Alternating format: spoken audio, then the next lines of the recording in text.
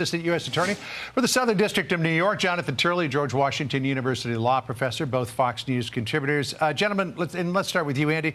Your reaction to the looming sentencing of Teixeira, and we might have to interrupt if it comes down, by the way. Well, I think you have a situation where there's obvious harm done to the country, and these situations can be catastrophic because in addition to troop movements, which in wartime in and of itself is bad enough, you always have to do a damage assessment, John, regarding methods and sources of intelligence and what might be blown by virtue of the fact that this stuff gets leaked out. So it obviously, when there's a real impact on national security, it's got to be dealt with in a serious way. You know, as Alexis Jonathan was pointing out, one of the big questions here is how did a low-level National Guardsman get access to this top-secret material? I know. That's one of the most troubling aspects. It's like they're giving clearances to Beavis and Butt-Head. I mean, it is. This guy was a gamer who was just going on and flashing these things. And, you know, Andy and I have been on opposite sides of national security cases, his on the prosecution, mine on the criminal defense. But I think the defense did a very good job here by not denying how serious this is, by saying, you know what, he deserves to go away for a long time.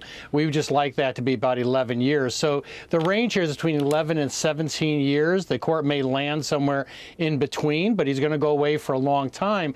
The real question here is how someone like this got this type of information.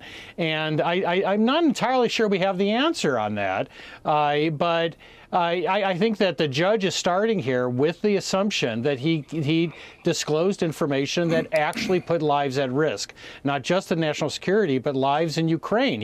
Some of his information was dealing with troop movements in Ukraine. Obviously, the Russians are very good at following social media and scooping up that type of information. Well, to your Beavis and Butt-Head point, they did help kill 80s hair metal, so why not get access to classified documents on top of that? I mean, come on. True. All right. Let me ask you about Judge Merchan, who has kicked the can down the road here. We were joking with Katie Pavlich that maybe he's just trying to go through the 5 stages of grief and acceptance before he, you know, lets this case go. But what do you think, Andy, Merchan ultimately is going to do here?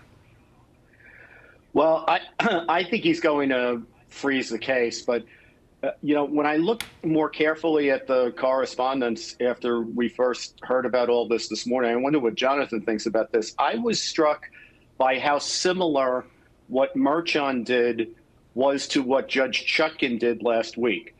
Basically, when the federal government came into Judge Chutkan last week on the Washington election interference case and said it was basically closing down shop, Chutkan gave Jack Smith until December 2nd to come back and say, what is your view of what the future proceedings in this case are? And that seems to be an invitation to file a motion to dismiss. And I thought that the order that Merchan gave to Alvin Bragg's office, the DA in Manhattan, was very similar. He's basically saying you have till 10 o'clock next Tuesday to get back to me on what your views are about the future of the case. I wonder if he's expecting a similar type of response. Jonathan, what do you think? Well, I wish I could be as hopeful on that point. Both the prosecutors and the defense asked for this extra time to give them a chance to come up with proposals for the court. The difference, of course, and Andy is well aware of this as well, is that in the federal cases, there was no trial, let alone a conviction.